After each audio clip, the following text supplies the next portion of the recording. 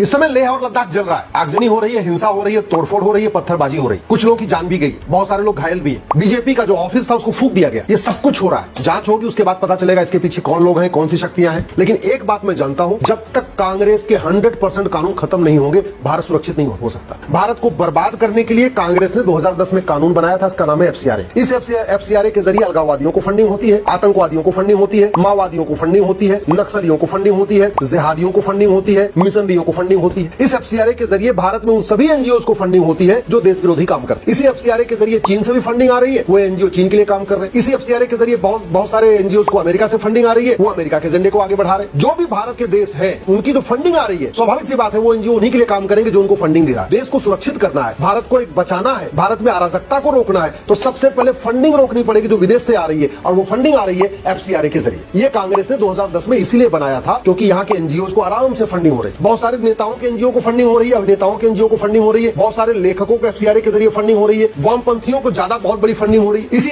FCRA के जरिए छाउर जलालुद्दीन को फंडिंग हो रही थी जो भारत में धर्मांतरण करा रहा। इसी एफसीआरए के जरिए लव जिहाद की फंडिंग होती है। तो इस एफसीआरए के जरिए भारत में घुसपैठियों की मदद करने के लिए फंडिंग हो रही है। बहुत सारे वकील हैं, उनके एनजीओ बने हुए, उनको फंडिंग आ रही है, तो उनके एनजीओ को फंडिंग आती है, फिर वो जो वकील है वो घुसपैठियों के पक्ष में हाई कोर्ट सुप्रीम कोर्ट में खड़े हो जाते हैं। देश को अगर बचाना है तो सबसे पहले विदेशी फंडिंग रोकना पड़ेगा, और विदेशी फंडिंग को खत्म करने के लिए सबसे आवश्यक यह है कि एफसीआरए को खत्म किया जाए।